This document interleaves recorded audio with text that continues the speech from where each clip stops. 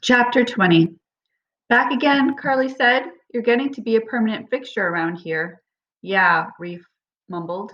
He wasn't sure what to say. Didn't feel like replaying the explanation he'd given Colville for why he needed to return today when he wasn't scheduled to show up at the rehab again until next week. I didn't finish everything yesterday, he'd said,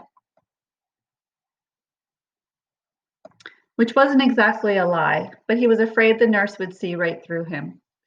There was something in the way Carly had looked at him as he was leaving the day before that made him think she'd seen what had happened in the sixth floor lounge, hadn't maybe even set the whole thing up. Whether that was true or not, he hadn't been able to get Lisa out of his head, had lain awake half the night thinking about her. Reef had never felt like this before.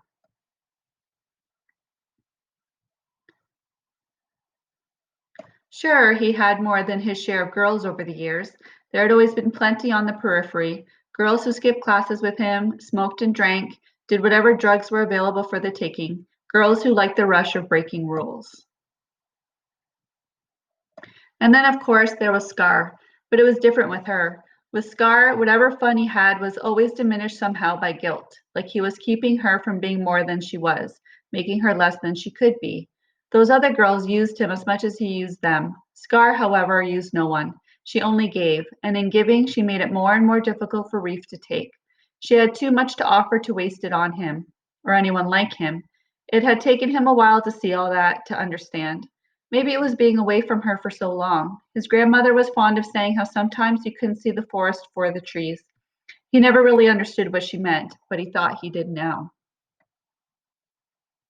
So, Carly said, how about reading to Stephen again? He's been pretty agitated this morning. Okay, said Reef, but of course it wasn't really okay. Stephen wasn't the patient he wanted to see. And Carly seemed to know that. Her smile said so. Lisa's down having physio. She won't be back on the floor until noon. I imagine you'll be wanting a break by then, won't you? Reef smiled, the expression on his face hot and clumsy. Even the roots of his hair felt red. Could be, he said. The morning unwound like thick yarn. Every few moments, Reef found his eyes drawn to the clock on Stephen's table, surprised to see that the minute hand hadn't advanced much farther than the last time he'd looked. He picked up a Reader's Digest that someone had left behind and begun reading aloud some of the Life's Like That submissions, but he didn't find the anecdotes amusing. Nor apparently did Stephen, who moaned and thrashed about continually in his bed. Someone had put him in restraints before Reef arrived, and Reef didn't like seeing his wrists in those straps, didn't like hearing the restraints ring against the metal side rails each time Stephen flailed about. So Reef put down the magazine and reached for a Halifax newspaper, yesterday's Chronicle Herald. Reading the paper aloud had seemed to calm Stephen the last time Reef was with him, and he thought maybe it had something to do with the news.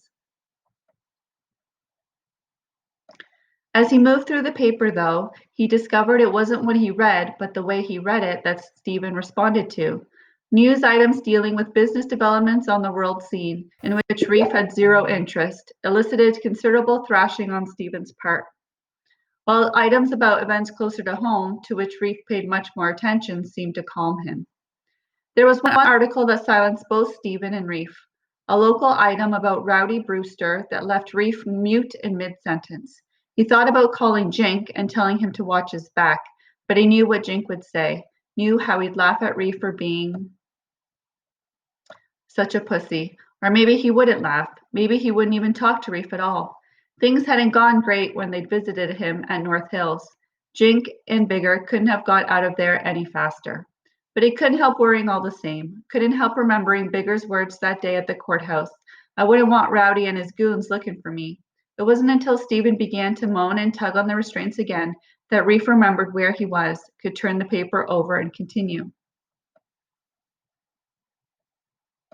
Carly said I'd find you here, whispered Lisa. Reef swiveled in his chair and saw her in the doorway.